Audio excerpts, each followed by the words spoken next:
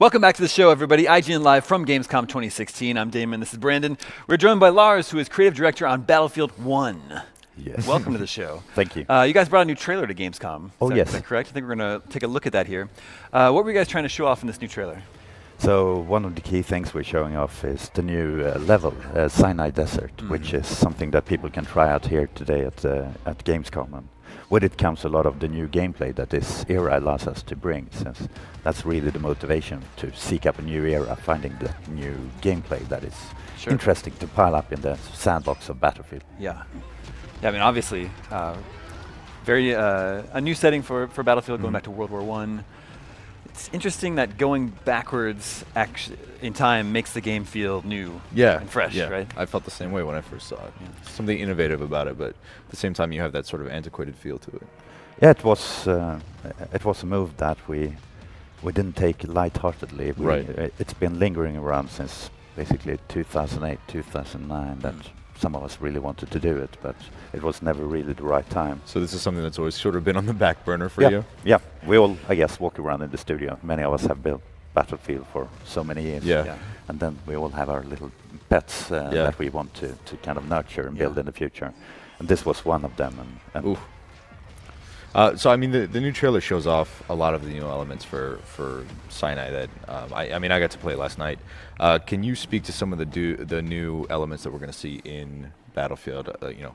Let's start with the elite classes first of all.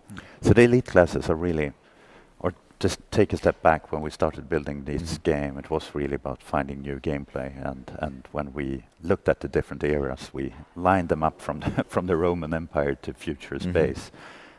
We time after time came back to the First World War, since there was so much in there kind of untapped that we could turn into gameplay. And as we looked at it, this was really the birth of modern warfare. It was the birth of high technology warfare. So basically everything we've done ever since my last 17 years of game making has been rooted on these few years. So looking at that and bringing gameplay in here, there was so much we wanted to surface. Amongst them, the elite classes, kind of highly specialized soldiers that are available for you to pick up on the battlefield. And as you do that, we have 3 types that we're showing here. I think right now we're looking at some aerial footage from. I think you're right. I think that's a plane. That's a plane. Highly specialized as well. I mean, that's another class. That brings us to another point. Not quite the elite classes, but this time around, you actually have vehicle-based classes instead of everyone spawns and then races for the nearest tank or the plane. Now you actually spawn. At certain spawn points, you can spawn into a plane or into a tank. Well, what sort of facilitated that change in your guys' end? I think one of the things was really to the convenience of getting into the game and also fulfilling that experience of being a pilot, being a tanker. They have specialized classes, right? Oh yes. So it's really, if you get shot down, you're landing behind enemy lines with a small or tiny little pistol. Weapon. But still highly competitive. But often you feel a need to shift to another class. But some of the benefits that we added to it is the fact that once you have selected to become a pilot, you can freely then customize your vehicle instead of someone nicking it for you, which happened previously.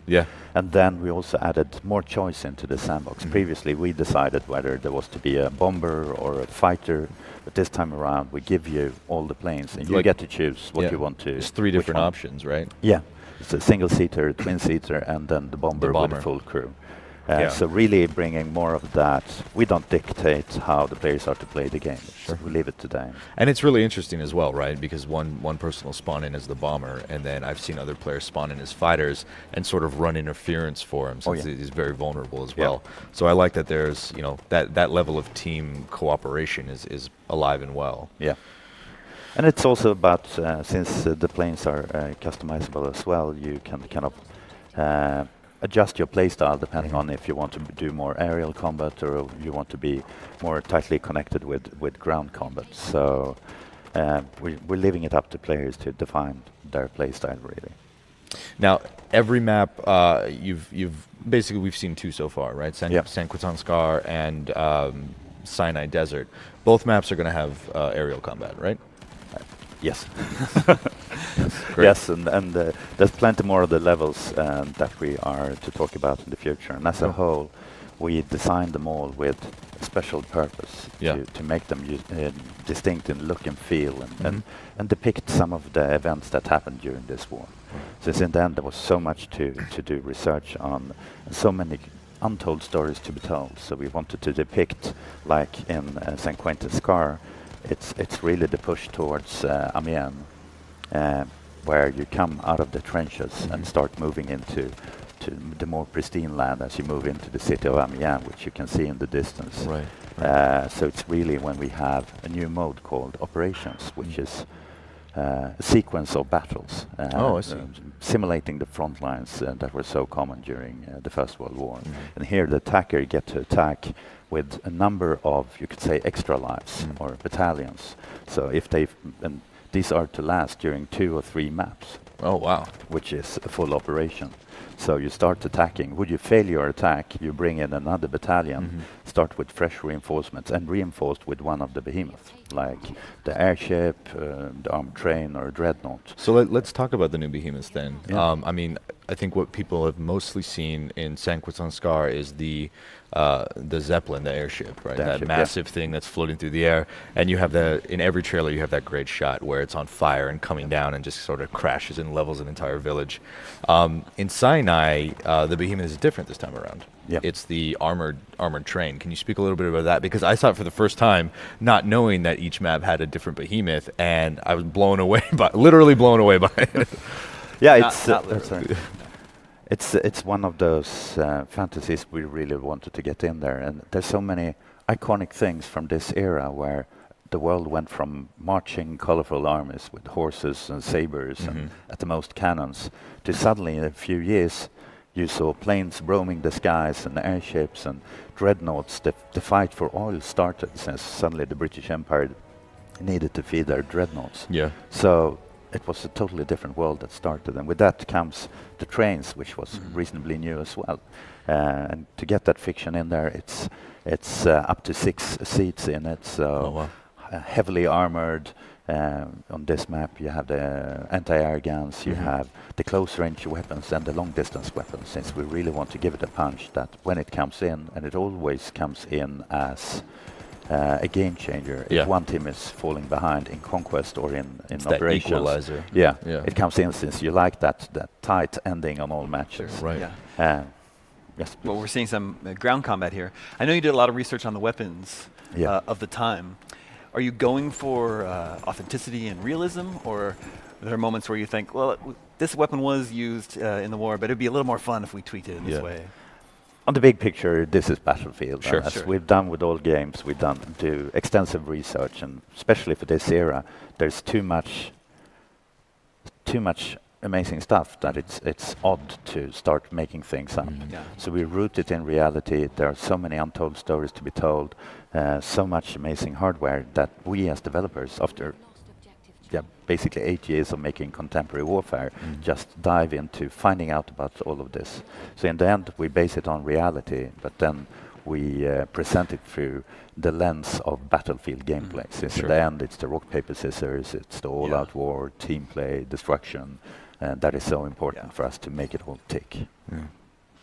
And this time period in specific is interesting because you do have that sort of industrial feel to it, that metal and machines mixed with horses and sabers and all of that, which I know we didn't have much time to get into it, but horses are in the new map Sinai Desert. I played with one. It's very, very I don't want to use the word fun, but it's very rewarding when you ride into battle on a horse and actually are able to hold your own against the guy with a machine gun. It's Are they treated as a vehicle?